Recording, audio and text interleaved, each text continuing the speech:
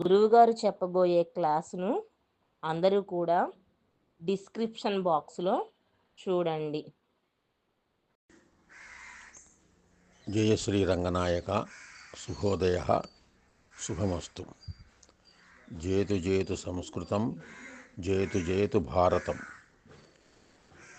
అద్య 28తమః దినాంకః September మాసः 2024 సంవత్సరः.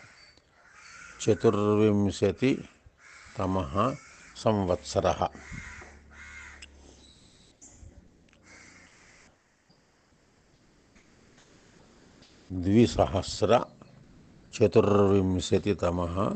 సంవత్సరः లేకపోతే 24 సంవత్సరः అలా కూడా చెప్పచ్చు. 24 సంవత్సరः అన్నా అనొచ్చు. 24 ఎక్కువ అనొచ్చు, లేకపోతే 2024 అని చెప్పచ్చు. అద్య శనివాసరः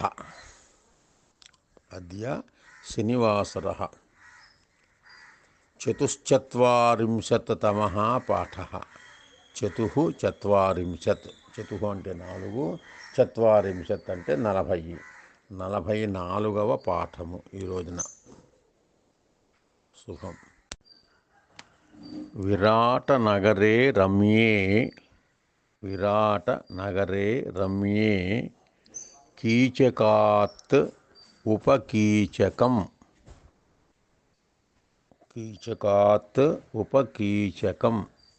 తత్ర క్రియాపదం గుప్తం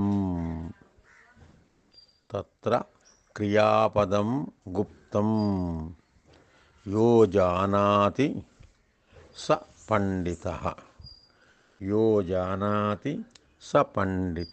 ఇది యోజాన అంటే యహ జానాతి స పండితః. ఇది నిన్న చెప్పుకున్న దానికి వాక్య ప్రయోగం కూడా వస్తుంది. విరాట నగరే రమ్యే కీచకాత్ ఉపకీచకం అంటే ఇక్కడ ఏం చెప్పాలి? రమ్యే అంటే రమ్యమైనటువంటి, నగరే నగరమునందు. ఏ నగరం అది? విరాట నగరమునందు, రమ్యమైన విరాట నగరమునందు. కీచకాత్ ఉపకీచకం, కీచకుడి నుండి. కీచకుడు తెలుసు కదా, విరాట నగరంలో కీచకుడు తెలుసు కదా, విరాట్ రాజు యొక్క బావమరిది. కీచకుని నుండి చెప్పుకోవచ్చు. ఉపకీచకుని వరకు అంటే కీచకుడి నుండి ఉపకీచకుడి వరకు, అంతవరకు మనం చెప్పుకోవచ్చు మాట.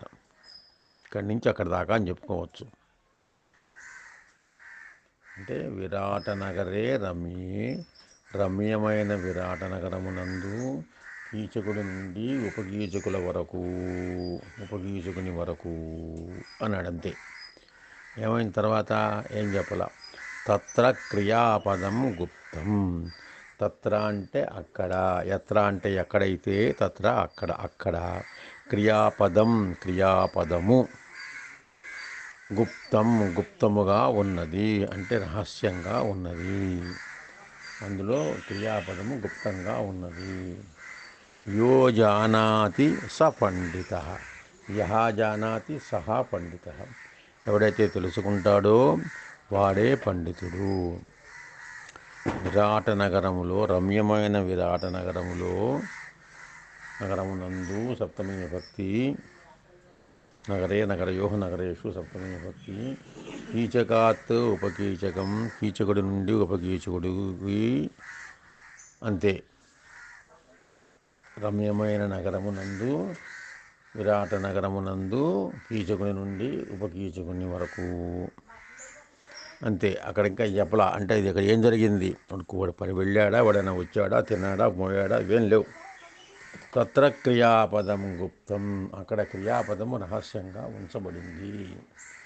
యహ జానాతి, యహ ఎవడైతే జానాతి తెలుసుకుంటాడో,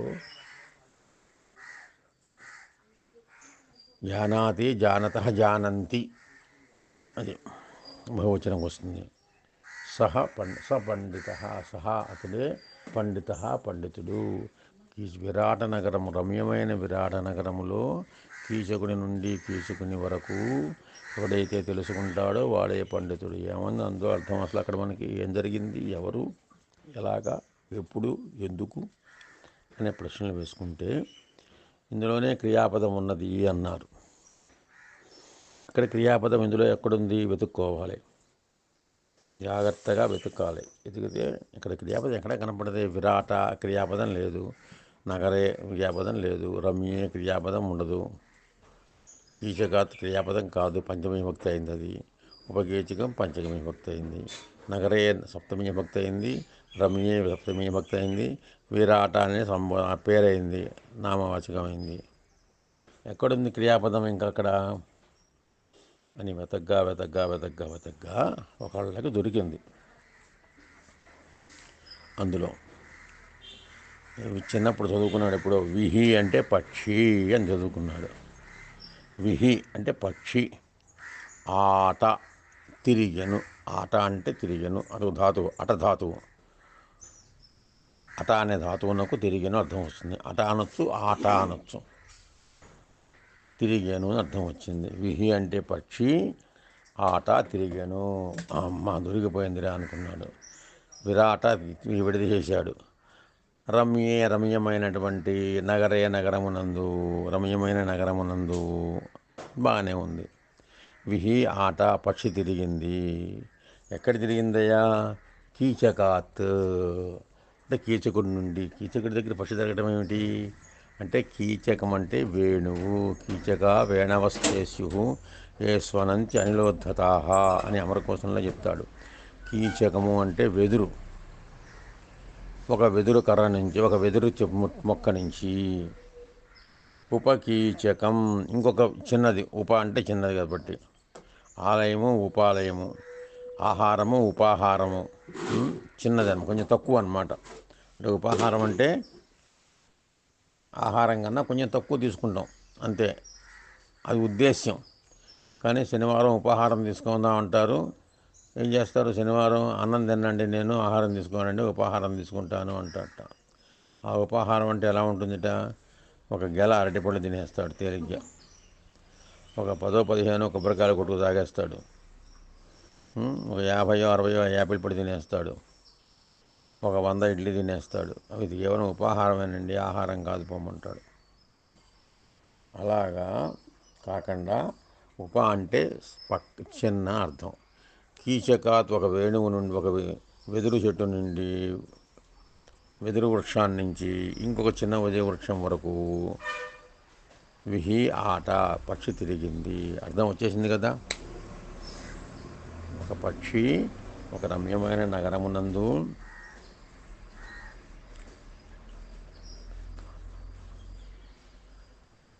ఒక పక్షి, విహి అంటే పక్షి కదా, ఒక పక్షి ఒక చెట్టుని, ఒక వెదురు కర్ర నుంచి ఇంకో వెదురు చెట్టుకి వరకు తిరిగింది. ఎడ్డించటు ఇడ్డించటు ఆట తిరిగి. అందులో క్రియాపదం వచ్చేసింది కదా, విహి ఆట, అది క్రియాపదం. ఇలా గమ్మత్తుగా శ్లోకాల్లో అక్కడక్కడ చమత్కారంగా మనకు అర్థమయ్యి కాకుండా కొన్ని పెడుతూ ఉంటారు. అవి జాగ్రత్తగా మనం గ్రహించవలసి ఉంటుంది. అది మీరు జాగ్రత్త పడాలి, నేర్చుకోండి. విరాట నగరే రమ్యే కీచకాత్ ఉపకీచకం తత్ర క్రియాపదం గుప్తం యో జానాతి స పండిత.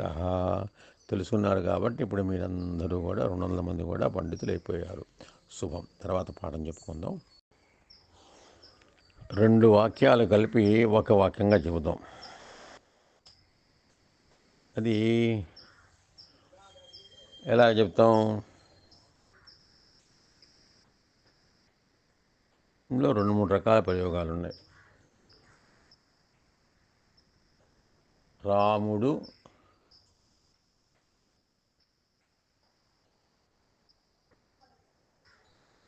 ఎందుకు బాలుడు అందాం పోని, రాముడు అంటే అందరం కోపం వస్తుందేమో. బాలుడు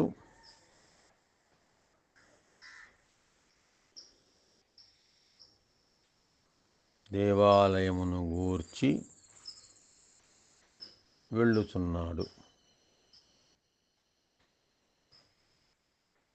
బాలుడు దేవాలయమును గూర్చి వెళ్ళుచున్నాడు.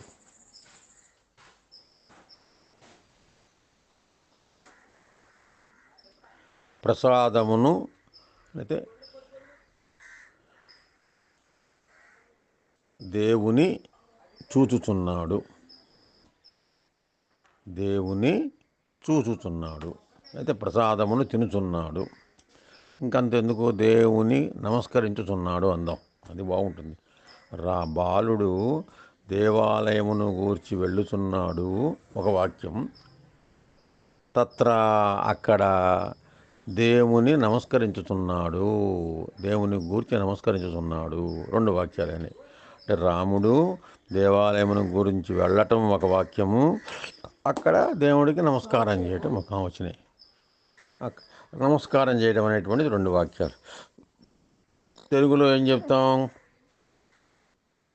రాముడు దేవాలయమునకు వెళుతున్నాడు, అక్కడ దేవునికి నమస్కరిస్తున్నాడు.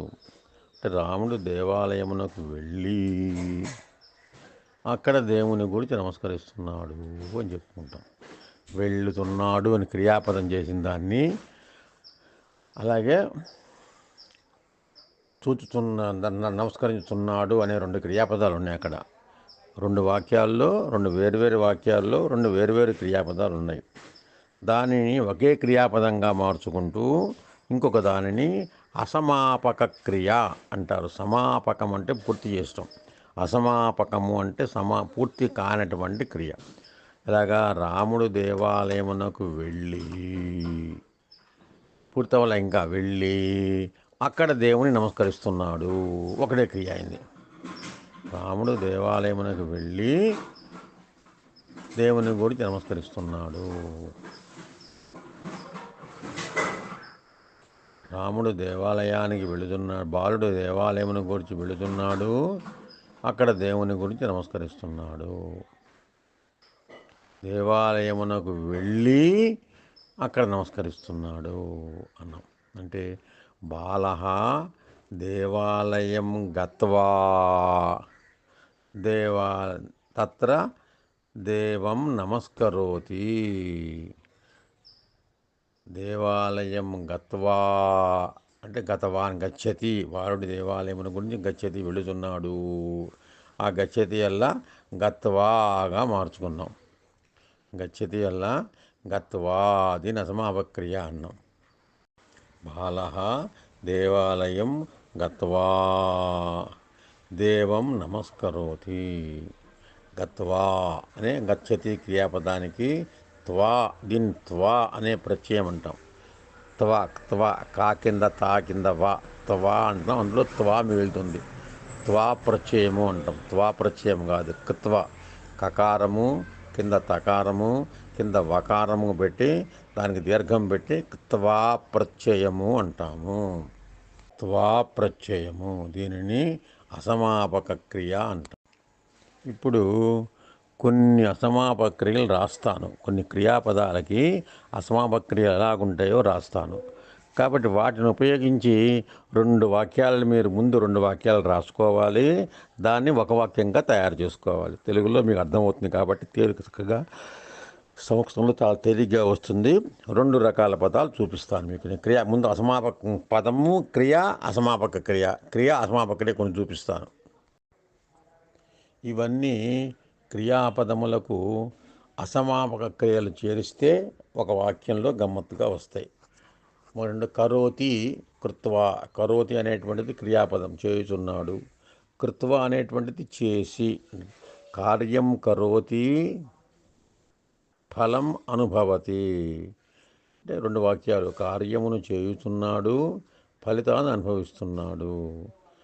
అలాగే పాపం కరోతి ఫలం అనుభవతి, పాపమును చేస్తున్నాడు, ఫలాన్ని అనుభవిస్తున్నాడు.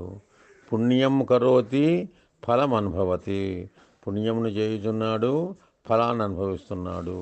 పుణ్యము కృత్వా, పుణ్యమును చేసి ఫలమును అనుభవిస్తున్నాడు. అది అన్నమును తింటున్నాడు, నిద్రపోతున్నాడు. అన్నము తింటున్నాడు, చదువుకుంటున్నాడు. అన్నము కాదతి, అన్నము కాదిత్వా, అన్నం ఖాదిత్వా, ఖాదతి ఖాదిత్వా, నిద్రాం కరోతి లేకపోతే పఠతి, అలాగనమాట. త్వా పెట్టి పాలు తాగుతున్నాడు, చదువుకుంటున్నాడు లేకపోతే ఆడుకుంటున్నాడు. పా క్షీరం పీత్వా ఖేలతి, క్రీడతి, అంతే. అలా క్రియాపదాలు రాసి 10 క్రియాపదాలు ఉన్నాయి. వీడు ఇప్పుడు చెప్పాం మీకు. స్పృశతి, పిబతి అని చూద్దాం. గచ్చతి ఏకం, కరోతి 2, పఠతి 3, లిఖతి 4, వదతి 5, పశ్యతి 6, ధావతి 7, ఖాదతి 8, పిబతి 9, స్పృశతి 10. అత్ర 10 క్రియాపదాన్ని ఉక్తాని. ఇక్కడ 10 క్రియాపదాలు చెప్పాను నేను, చెప్పబడ్డాయి నా చేత. ఈ 10 క్రియాపదాలకి మీరు ఎన్ని వాక్యాలు రాస్తారో మీ ఇష్టం. అట్నుంచి ఇటు, ఇట్నుంచి ఇటు, ఇట్నుంచి ఇటు చెప్పుకుని మీరు ఎన్ని చెప్పుకోవచ్చు. మీ ఇష్టమే, ఓపిక. కొన్ని వేల వాక్యాలు చెప్పుకోవచ్చు. ప్రయత్నం చేయండి, వస్తాయి. ఇక ముందు మనకి పాఠాలు ఇవి బాగా వస్తే మనకి దీని తర్వాత రేపు వెళ్ళి ఇంకో గమ్మత్తైన కేపది 3 వాక్యాలని ఒక వాక్యం, 2 వాక్యాలను ఒక వాక్యం చేసాం. 2 వాక్యాలని ఒక వాక్యం చేసి మళ్ళీ దాన్ని ఇంకో రకమైన వాక్యం చేస్తాం. ఇంకో అసమాపక క్రియతో ఇంకో రకమైన వాక్యం చేస్తాం. అలా గమ్మత్తు చేసుకోవచ్చు. బోర్డు వాటిలో ఉన్నాయి. శుభం. బాగా చదువుకోండి, నేర్చుకోండి. సందేహం వస్తే అడగచ్చు, తప్పులేదు. నన్ను ఫోన్ చేసి నాకు మెసేజ్ పెట్టండి, అయితే ఫోన్ చేసి అడిగినా తప్పులేదు. శుభం భవతు. నేర్చుకుందామా సంస్కృతం అనే యూట్యూబ్ ఛానల్ని లైక్ చేయండి, షేర్ చేయండి, సబ్స్క్రైబ్